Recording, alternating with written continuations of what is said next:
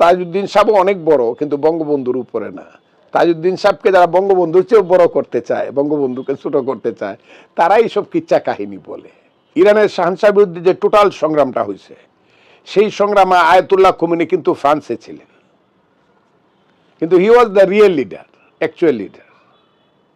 বঙ্গবন্ধু না থাকলেও যুদ্ধটা বঙ্গবন্ধুর নামেই হয়েছে। কিন্তু আমার প্রতি আমি যে দলটা এখন করি তাদের অনেকেই রাগ করতে পারে, কিন্তু মনে মনে যখন রাত্রে তারা চিন্তা করবে আমার প্রতি অতটা রাগ করা তাদের কথা না।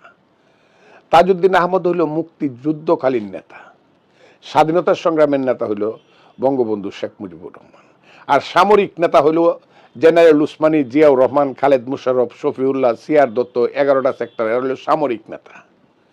যুদ্ধে সামরিক নেতার অবদানটা সবচেয়ে বেশি, এটা অস্বীকার করার মতো না হলেও দ্বিতীয় মহাযুদ্ধে চার্চিল, রুজভেল্ট, চার্চিল ইংল্যান্ডের ইউকের প্রধানমন্ত্রী হিসাবে, আর ইউএস এর প্রেসিডেন্ট হিসাবে রুজভেল্ট, আর স্টেলিন, রাশিয়ার সোভিয়েত ইউনিয়নের স্টেলিন, তাদের ভূমিকাটাকে আপনি অস্বীকার করবেন? কেউ অস্বীকার করে? কেউ অস্বীকার করে না। এমনকি যুদ্ধে যদি করছে মার্শাল রুমেল, জাপানের প্রধান সেনাপতি ছিল এবং উনি ছিলেন পৃথিবীর অন্যতম শ্রেষ্ঠ সেনাপতি, নেপোলিয়ান, মার্শাল রুমেল এরা, কিন্তু যুদ্ধের সমস্ত দায়িত্বটা কিন্তু বহন করতে হয়েছে হিটলারকে।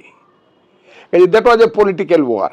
যুদ্ধটাই এমএজি উসমানী প্রধান সেনাপতি, জিয়াউর রহমান সাহেব সেক্টর কমান্ডার এবং তার নামে পরবর্তী সময়ে ব্রিগেড, এবং মুক্তিযুদ্ধে উনি সেঞ্চুরি মারছেন স্বাধীনতার ঘোষণা দিয়া, সবকিছু ঠিক আছে, কিন্তু মুক্তিযুদ্ধটা কিন্তু ছিল রাজনৈতিক মুক্তিযুদ্ধ।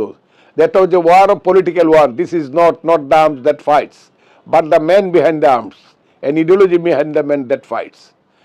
অস্ত্রটা যুদ্ধ করে না, অস্ত্রের পিছনে একটা মানুষ থাকে, মানুষের পিছনে আদর্শটা যুদ্ধ করছে।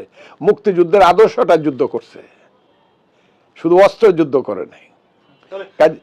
কাজী তাজউদ্দিন আহমদ মুক্তিযুদ্ধের নেতা, 9 মাসের নেতা, কিন্তু তিনিও কিন্তু ভরত যেমন রামের পাদুকাকে মাথার উপরে রাইখা, দশরথের ছেলে ভরত যেমন তার রাজ্য শাসন করছিলেন অযোধ্যা, ঠিক তেমনি তাজউদ্দিন আহমদ ও বঙ্গবন্ধু শেখ মুজিবুর রহমানের নামেই 9 মাস যুদ্ধ চালাইছে। এবং উনি বঙ্গবন্ধু শেখ মুজিবুর রহমান কিন্তু প্রতীকী লিডার ছিলেন না, যে সরকার ছিল তার রাষ্ট্রপতি ছিল বঙ্গবন্ধু শেখ মুজিবুর রহমান। মুক্তিযুদ্ধের যে সরকার ছিল সেই সরকারের রাষ্ট্রপতির নাম ছিল শেখ মুজিবুর রহমান, অস্থায়ী রাষ্ট্রপতি সৈয়দ নজরুল ইসলাম। কাজে উনি রাষ্ট্রীয় সরকারের সঙ্গে জড়িত, রাষ্ট্রের প্রধান ছিলেন মুক্তিযুদ্ধের সময়। তাজউদ্দিন আহমদ মুক্তিযুদ্ধের সময়কালীন নেতা, এবং তার মতো নেতা পাওয়া ছিল বলেই এই খন্দকার মুস্তাক সহ বিশ্বাসঘাতকদের এত বিশ্বাসঘাতকতার মির জাফরের মধ্যেও তাজউদ্দিন আহমদ সাকসেসফুল হয়েছে। কাজে তার যোগ্যতার ছিল তুলনাহীন, এবং এটা কারোর সঙ্গে কম্পেয়ার করার মতো না। মুক্তিযুদ্ধের সময়টা 9 মাস, আমি বললাম, a man of 45 years old. Tajuddin আহমদের বয়স ছিল তখন 45, 46, 45-46 বছরের একজন এখনকার সময়ের যুবক, তখন বড় নেতা মনে হইতো। তিনি মুক্তিযুদ্ধটাকে লিড করছেন, তবে তার বট গাছের নাম ছিল সৈয়দ নজরুল ইসলাম, তাকে ছায়া দিচ্ছে, নাহলে খন্দকার মুস্তাককে কিন্তু ধাক্কায় তাকে ফেলে দিত। পরবর্তী সময়ে তাজউদ্দিন আহমেদের সাথে বঙ্গবন্ধুর একটা দূরত্ব তৈরি হয় বলে আমরা পড়ি আর কি, এটা কি আসলে সত্য কিনা? এটাই হয়। পৃথিবীতে প্রথম সমাজতান্ত্রিক দেশের মূল নেতা ছিল ট্রটস্কি, নট লেনিন। লেনিন দূরের থেকে আসছে, বাইরে থেকে আসছে, কিন্তু জার্মানিতে লেনিন নির্বাসনে ছিলেন। উনি 17 তারিখের একদিন আগে আসছে, 17 সনের 7 তারিখের 2 দিন আগে আসছে, কিন্তু মূল সমস্ত ব্যাপারটা ট্রটস্কি করছে।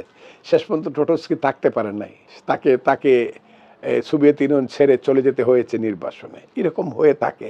তবে তাজউদ্দিন আহমদ এবং বঙ্গবন্ধুর যে ডিফারেন্স, সেই ডিফারেন্সটা ছিল দুর্ভাগ্যজনক, এবং সেই ডিফারেন্সের কারণেই 75-এর 15ই আগস্ট সংগঠিত হয়েছে বলে আমি মনে করি।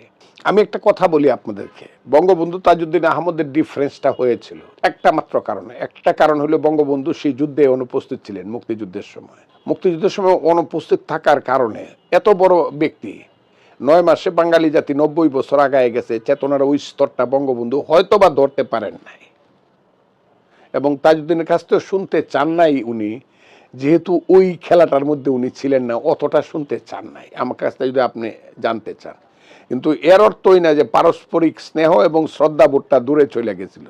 যদি দূরে চলে যাইতো তাহলে তাজউদ্দিন আহমদ 15ই আগস্টে বঙ্গবন্ধু মৃত্যুর পরে মিছিল বাইর করতো, মুস্তাক ভাই এগিয়ে চলো, সেটা না করে জীবনটা দেয়া গেছে। কাজে তাদের মধ্যে এত ডিফারেন্স খুঁজে এত লাভ নাই।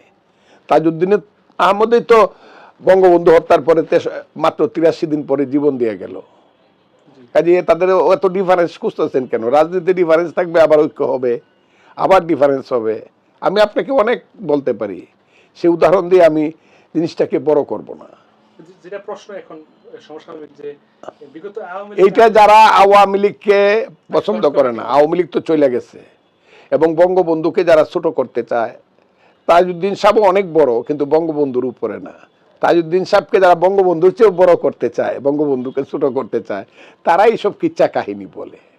তাজউদ্দিন সাহেব যারা নিজেও বলতেন না এবং বিশ্বাসও করতেন না।